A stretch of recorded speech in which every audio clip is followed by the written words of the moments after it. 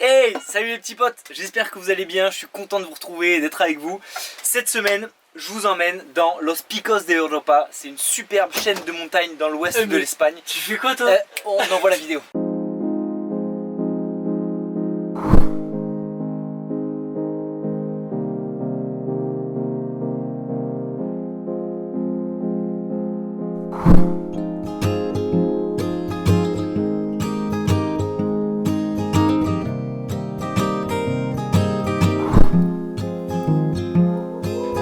Breathless, leave me cold, make me know that it's everything we want.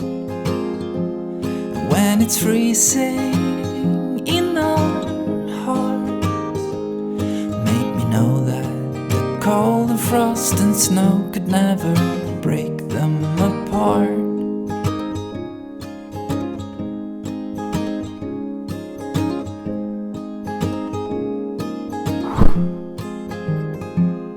Make me weightless, make me sing, for the birds knows the true signs of spring, and the snowfall deep in May, they'll just shake it off and there's nothing really more to say, and I don't think that you're blind. Alors là je sors tout juste des gorges du Santa del Cares, donc dans les Picos de Europa. Franchement très très joli, rien à dire. Là vraiment les gorges ils sont juste derrière moi. Et là, voilà, là on a de l'espace, c'est grand, c'est vert. On change vraiment de tout au tout. En plus le passage c'était des petites grottes. Wow, rien à dire.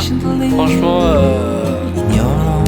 à faire vraiment. Surround me like maples in fall, and when the helplessness pass by, shed me a path of golden leaves and tell me it's alright. And I don't think that you're blind, you just turned your vision down, and the cracks you couldn't see.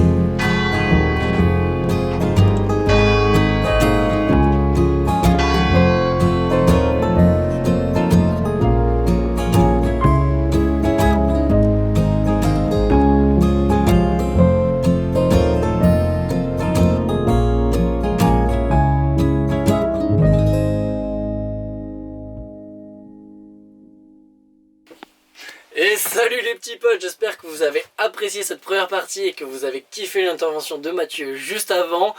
Donc sur ces dernières images, je vous ai laissé à Covadonga, une ville au cœur des Asturies dans Los Picos de Europa, qui est très très connue puisqu'elle symbolise le berceau de la reconquête chrétienne sur l'Espagne musulmane. Je vous explique ça de suite. Pour se situer dans l'histoire, dès les années 711, l'Espagne, jusqu'alors occupée par les Visigoths chrétiens, se voit envahir par différents chefs arabes. La conquête s'est réalisée avec une vitesse foudroyante, poussant ainsi les derniers Visigoths chrétiens à se réfugier dans Los Picos de Europa. C'est alors que le noble asturien nommé Pelage ou Pelayo en espagnol fait son apparition. Il sut rassembler Visigoths et Asturiens pour se battre contre l'occupant omeyyade. Grâce à de nombreuses attaques surprises concluantes, Pelage se fit nommer roi des Asturiens. Suite à une défaite cuisante subie à Toulouse en 721, le gouverneur du nouveau royaume omeyyade, proclamé d'Al-Andalus, envoie une expédition punitive contre les Asturiens afin de remonter le moral de ses troupes. Et ce n'est pas le surnombre de l'ennemi qui va faire hérisser le poil à notre cher Pelage. Il va refuser de se rendre, attirer les troupes ennemies au cœur de la montagne, où les attendent bien évidemment ces hommes cachés dans des grottes avec des flèches et des cailloux. Incapables de manœuvrer efficacement dans les montagnes, les légions omeyyades subissent de lourdes pertes, dont leur général Alcama. Les soldats ainsi désordonnés prennent fuite et la victoire est asturienne, même s'il ne leur resterait, semblerait-il, plus qu'une dizaine d'hommes, dont Pelage.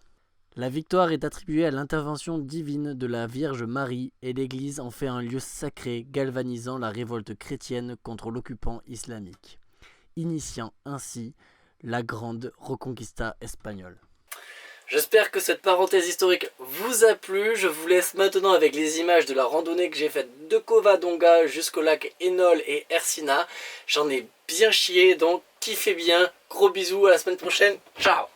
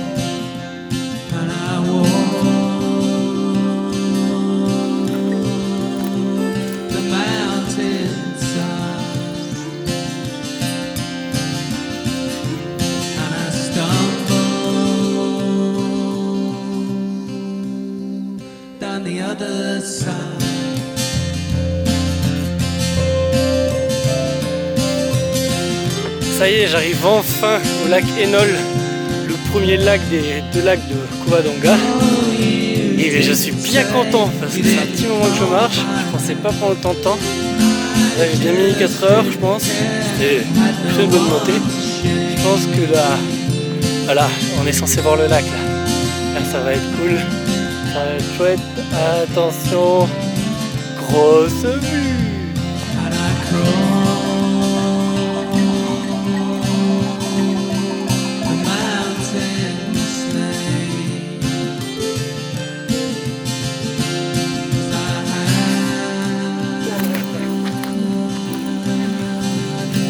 Alors là, je devrais arriver au deuxième lac, le lac Ersina.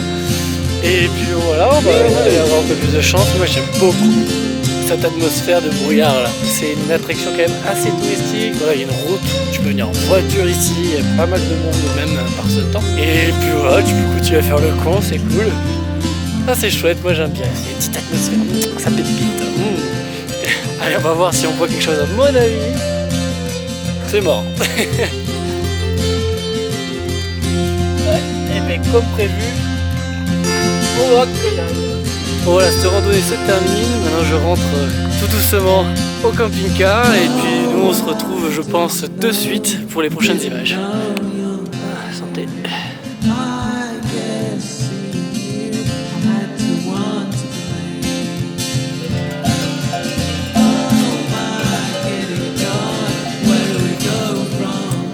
Alors voilà. Alors du coup on est de retour ici. Je ne suis toujours pas arrivé, il est 18h. Voilà. Ça fait à peu près 8 heures que je marche. On voit maintenant Covadonga en bas, là je vais mettre des images un peu zoomées là.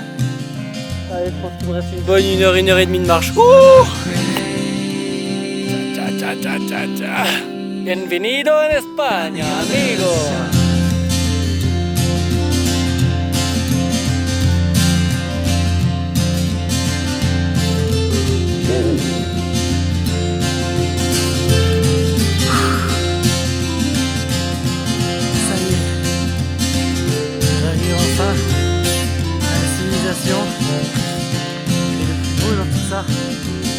C'est d'arriver juste devant le camping-car.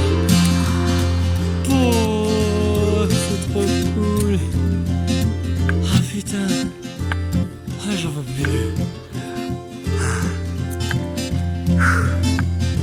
Ah, il est 19h. C'est passé. Et j'arrive enfin. Ouh. Yes. Je suis lessivé. Ah, j'étais vraiment au bout du bout. Yes.